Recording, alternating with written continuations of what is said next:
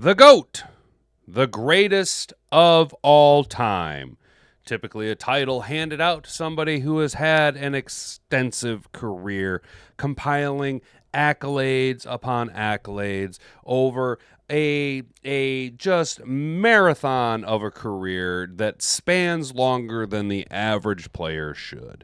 It doesn't matter how quickly they achieve these accolades. It matters how regularly they achieve them, how often they have them, and how well they perform in the biggest stages when the lights are brightest. And unfortunately, Sunday night, we learned that as much as the mainstream media in the NFL wants to anoint Patrick Mahomes as the greatest of all time, usurping the throne from Patrick Mahomes on the brain, usurping the throne from Tom Brady, it is a little too premature to go ahead and crown him. Last night in the Super Bowl proved it when in the presence of the king himself, and I'm not talking about Donald Trump, twice now when Tom Brady's in the building during Patrick Mahomes Super Bowls, Patrick Mahomes chokes it away and just absolutely falters. Hey guys, welcome back to the Hat and Beard Show. I'm Hat and Beard. We are going to be discussing here from CBSSports.com the 2025 Super Bowl. Chiefs blown out for second time. Shows Patrick Mahomes. Tom Brady comparison needs to stop. I completely agree. Tom Brady had a very long career. Patrick Mahomes is very, very, very, very good, if not one of the best ever to do it right now at the phase of his career. But how long can he keep it up for? How well will he do now that we've seen, as we covered in our earlier video today, how well will Patrick Mahomes be able to continue this style of play now that the refs are turning their back on the Kansas City Chiefs and the NFL seemingly knowing that internet sleuths are on to their shenanigans? Will Patrick Mahomes be able to continue to have this bright, bright light burning ever so bright when he has to actually do it with the God-given tools that he has before him, not breaking the rules and bending things according to the ref's will because there's a script and we need to follow it? We can't talk about Patriots versus Chiefs until Patrick Mahomes stops being blown out in the Super Bowl. This coming to us from CBSSports.com. Will Brinson. Hey guys, before we get into it, why don't you do me a favor? Go ahead and like the video if you enjoy the content that we provide for you here. Subscribe to the channel if you're new here. Ring that notification bell so that you never miss out on any content. Drop a comment down below. Is Patrick Mahomes better than Tom Brady? You guys know how I feel about that. And if you're really feeling froggy and want to help us out here, go ahead and click that share button, copy it down, add it to your clipboard. You don't even have to share it with your friends and family. It really helps the algorithm push our content out there. It'd be a lot cooler if you did.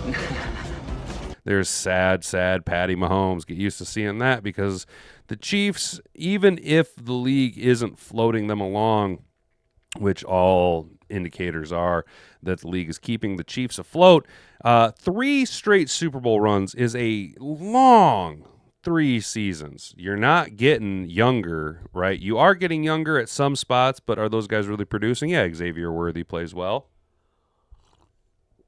McDuffie and Karlaftis are good, but Travis Kelce's old and washed, right? Patrick Mahomes isn't getting any younger. I mean, he got sacked 6 times without the Eagles blitzing him even once. So something's going on. If the Chiefs had beaten the Eagles Sunday night in Super Bowl 59, it was going to be time to have a conversation with Patrick Mahomes walking down Tom Brady for the GOAT, greatest of all time status.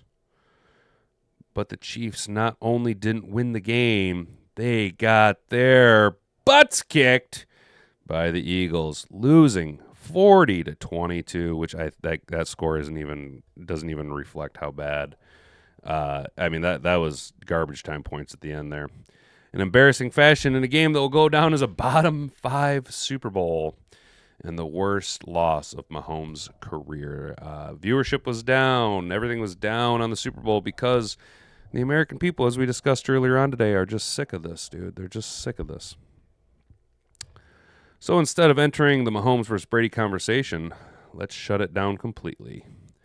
That Brady was on the call was perfectly fitting, since he's now been in the building for 2 separate Super Bowl blowouts. First was the bloodbath of the Chiefs in Tampa during Brady's first season as the Buccaneers quarterback, a 31-9 mauling. Pardon me, when Brady played good football and the Bucs defense destroyed the Kansas City O-line. The second was last night, and a destruction by the Philadelphia Eagles against the Kansas City Chiefs, or against the Chiefs offensive line, saw Mahomes under pressure constantly, even though they didn't blitz at all. And Kansas City looked generally unprepared and ready to deal with what Philly brought on both sides of the ball. Maybe it's because they spent the last 2 weeks sniffing their own farts, telling themselves how great they were for being in a spot that they never earned and never deserved. It should have been the Buffalo Bills. You play to win Super Bowls, and if you want to be the greatest of all time, you can't go into a stadium and play for a title and get blown out. The Chiefs have been blown out twice now. Brady's lost Super Bowls, but he'd never gotten blown out. Mahomes and the Chiefs playing with fire all season long, winning 17 games through the playoffs and having 12 of them be one-score games with a whole host of comeback wins. Felt Patriots-like. It never did to me, though.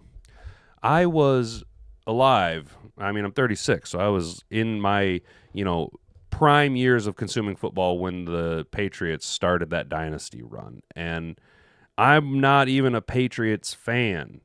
And I can tell you that it nowhere near felt the same. The Patriots felt for the majority of their dynasty run like such an unstoppable force, right? In all aspects of the game, at every position. They just had dogs.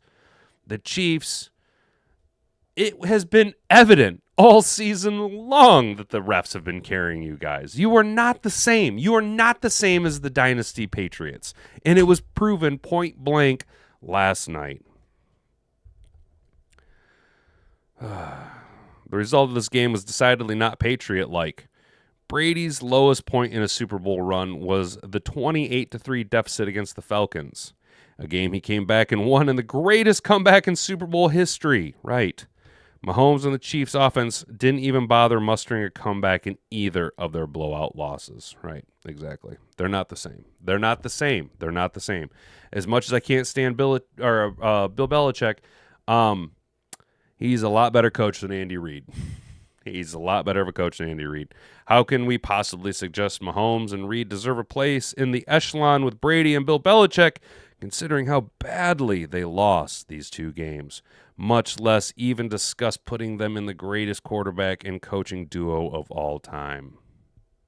I'm all about the idea Mahomes could end his career as the greatest quarterback ever. Maybe. It's such a bullshit, you can't compare across so many generations because the greatest quarterback of all time, Dan Marino. What? Dan Marino was better than everybody in his time. Peyton Manning, some years was better than Tom Brady, right? You could arguably say Peyton Manning was more impressive on the field with what he had available to him than Brady, but Brady won the hardware, won the Super Bowls. He gets anointed the GOAT, right?